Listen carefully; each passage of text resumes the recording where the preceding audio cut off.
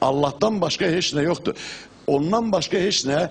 Heç kim insan heç nə yaxşılıq, nə də pislik gətirə bilər. Gətirə bilməz. Heç nə, qəbir sənə nə yaxşılıq gətirə bilər? Ölü sənə nə yaxşılıq gətirə bilər? Bunlar bizim tamamilə çox yayılmış şeylər. Batil inançlı bütpərəstliyin başqa bir transformasiyası, başqa bir formaya tamamilə bunlar keçməlidir. özü də o qədər inkişaf edib ki, Azərbaycanda. İnanın ki, insanların yaşamaq formasına çevrilir. Həyat tərzinə çevrilir. Həyat tərzinə çevrilir. Yaşam formasına çevrilir. Hamı deyir ki, gedin, bizdə məhz bir haça qaya var. Güya Cənab Əli gəlib haçasınlar. Cənab Əli balaca boy bir insan olub. Bu yaşayıb və ölüb. Bunu hamı bilir. Ölümün səbəbi də məlumdur. Ancaq gəlib bu güya qayanı belə çapıb, balaca bir adam. İki yerə bölünür. Yəni balaca qaya ilə müqayisədə də, hə? Yekə qayadır, qaya yarı bölünür. Buna haça, iki dənə haça qayıdılır. Gev orada qoyun kəsirlər, nəsərdə... Oranı bütə çeviriblər. Yox, Həzrət Əlinin şücaətləri çox böyükdür. Yəni ki, etdiyi əməllər ki, onun qaldırdığı o daş, onun o müharibələri... Mən inkar eləmədim. Burada biz nə məsələ var? Əslində bizim Əliyə olan sevgi, Əliyə olan sevgini şişirdiblər. O qədər qəni çapa bilməz. Yəni ki, əslində bu iki biz dinimizi, bax özümüz dinimizi bütləşdirməklə özümüz dinimizi alçaldırıq. İslam dinindən qüvvəli din yoxdur. Və bu dinə qarşı da daima provokasiyalar gedir. Biləsiniz bunları.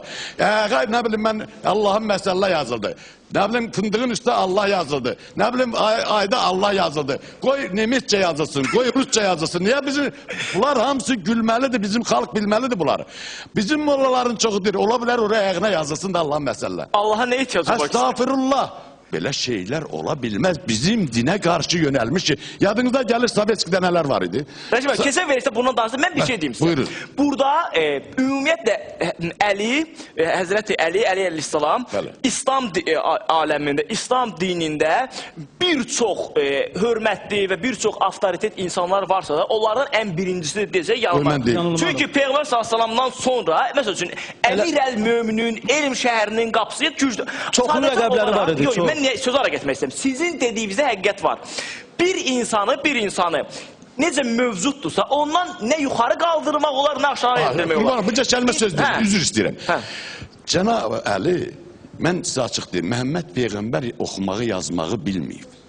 Cənab Əli çox savadlı, çox ağıllı, çox inkişaf eləmiş bir insan olub. Bu insan olub, adam olub. Bunu bilmək lazımdır, insandır bu. Bunu fövqəli insan vəziyyətdə salmaq əslində olan... Bax, bizim dövrümüzdə yaşayıb, bir də təkrar edəm bunu. Ələkbər Məmmədovun sağ ayağına qırmızı bağlayıblar, topa vurmağa icazə vermirlər. Niyə? Meymunun qarnını cırıb. Bunlar özümüzün yaratdığımız yalançı əfsanələrdir. Ələkbər Məmmədov, mənim dostum, o kim Ələkbər Məmmədov? Futbolçu. Futbolçu. Burnunu tutsa nəfəs ala bilməz, arıq bir adamdır, çox gözəl bir insandır. Onu şey eləyiblər, bütləşdiriblər. Sonra məcbur eləyirlər ki, belə şeylər olmaz. Bunlar yalan getməz. Ay bala, bizim dinimizi qorumaq lazımdır. Qoruya bilirikmi? Bax, bunlar bizim dinimizdə sığışırlar.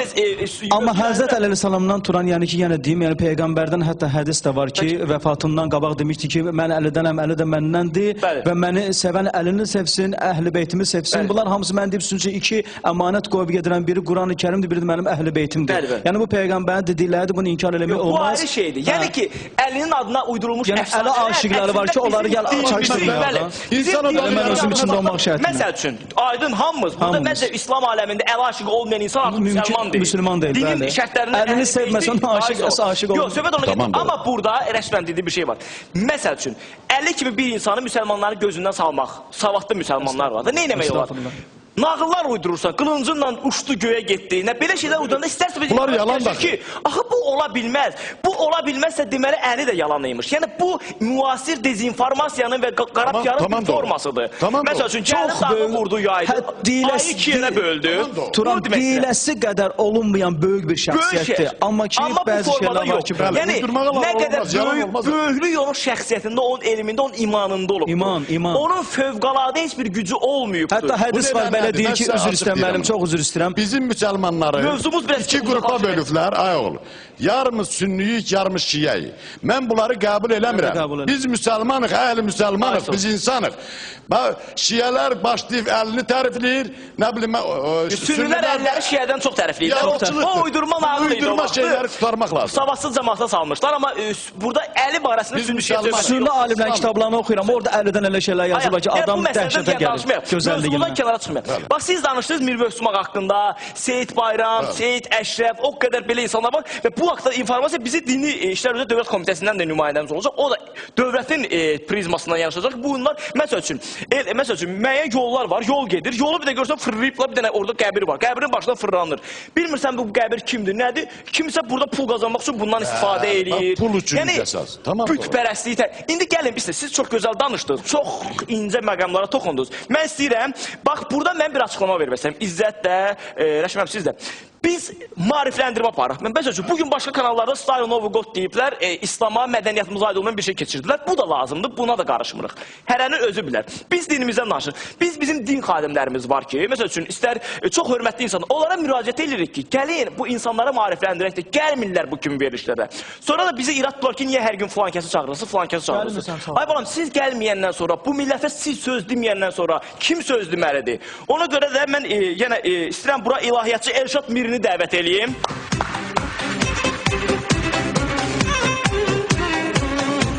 Shake it, shake it, shake it.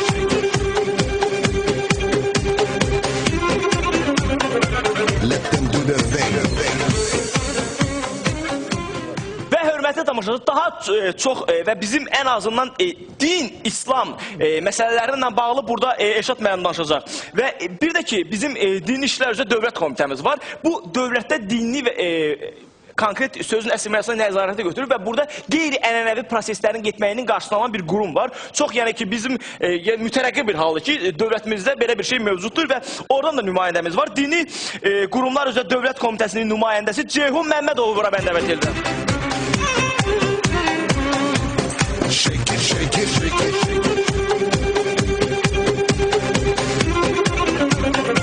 Let them do their thing.